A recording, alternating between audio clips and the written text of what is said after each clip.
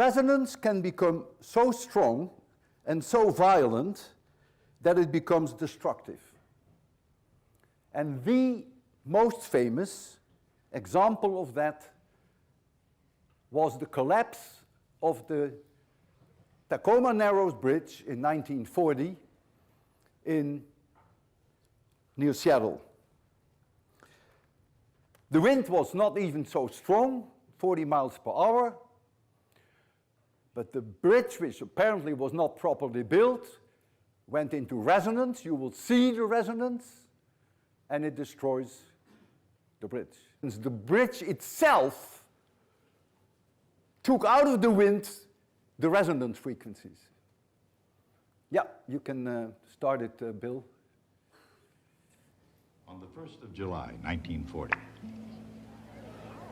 a delegation of citizens met in Washington State. The weather was beautiful, the occasion historic, and the speech-making and fanfare altogether appropriate. This was the grand opening of the Tacoma Narrows Bridge. From the beginning, the bridge, which spanned Puget Sound between Seattle and Tacoma, was traveled in style, as well it should have been. The Tacoma Narrows Bridge was one of the longer suspension bridges on Earth. And if somebody hadn't overlooked something, it probably would have remained one of the longer suspension bridges on Earth. The problem wasn't that right from the beginning, a lot of people didn't pay a lot of attention to details. They did. But somewhere along the line, and this was obvious in the end, it looks as if someone forgot the significance of resonance.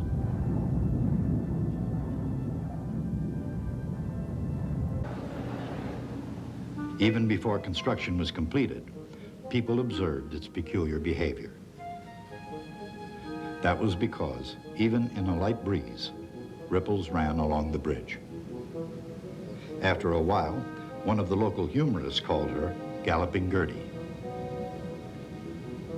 And for fairly obvious reasons, the name stuck, at least until the 7th of November, 1940.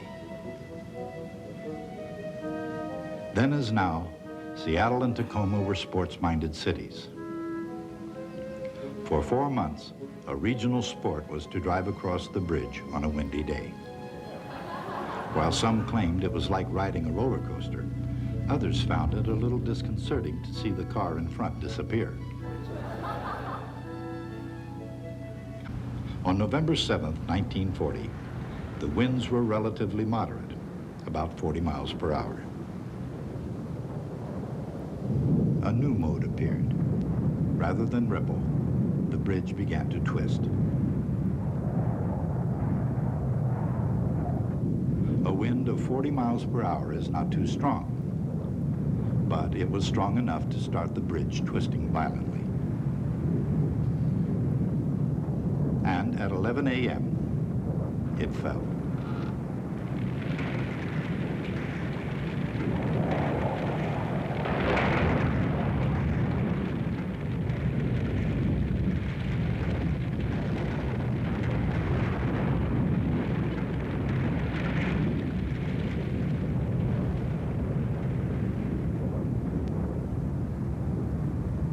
Investigators were mystified. Can I have the lights, please?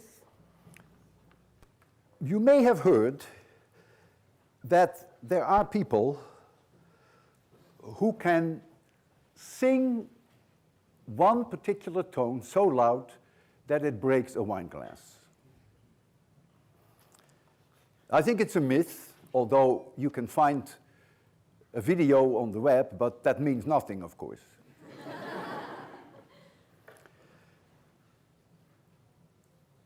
But it is intriguing, the thought, that if you generate exactly the frequency that I made you listen to earlier when I was rubbing, and if you add enough volume to it, that the motion of the glass becomes so strong, and I will show it to you shortly, that it breaks.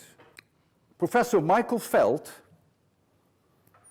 many years ago, with a graduate student, decided to build here at MIT an instrument that in principle might be able to break a wine glass if you put in enough volume. We're going to show you the image of the wine glass there. We're going to strobe it with a frequency which is slightly different from the resonance frequency of the glass itself. So what you will see then is the glass move in slow motion. Now we have to be exactly at resonance, and we have to produce an immense amount of sound. I warn people who are close. I really seriously warn you. You may damage your ears, so be careful. But I will tell you when I turn up the sound and make it nearly unbearable. If we're not exactly at resonance, it won't break. So I can't tell you how long it will take, but we'll see. It depends also on the strength of the glass. So let me first turn on the speaker, the sound. Very low level. We think this is already very close to the frequency of the glass.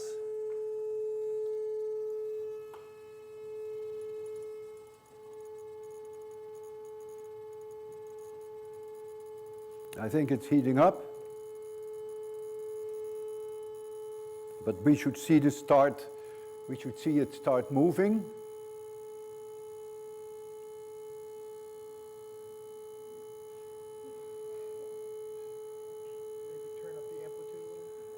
You want more sound? Yes. Not going to break yet. You begin to see the slow motion of the glass. So this is the way that we try to get it right on resonance. What do you think? We right on it? Okay, I warn you now, we're going to try to break it. I can't promise you that it will break. We'll try.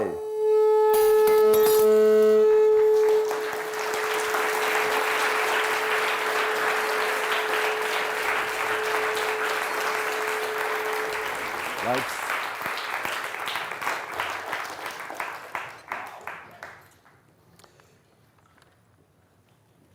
My voice, in a way, is produced as if it were a wind instrument. I have a cavity here. That cavity is resonating, being driven by my vocal cords. And that generates my voice the way you recognize it, the way you know it. You say, yeah, it's Walter Lewin, no question about it. This is 340 meters per second, because I have air in this column. However, if I had helium inside me, then the speed of sound inside me would be 3 times higher than air. You won't recognize my voice. May I try it? Here we have the helium.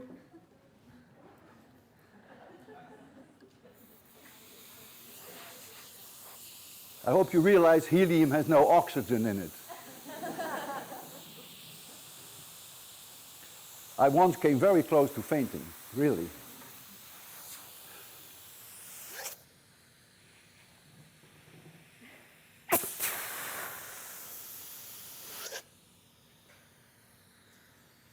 I hope you have a great weekend, and I'll see you Monday.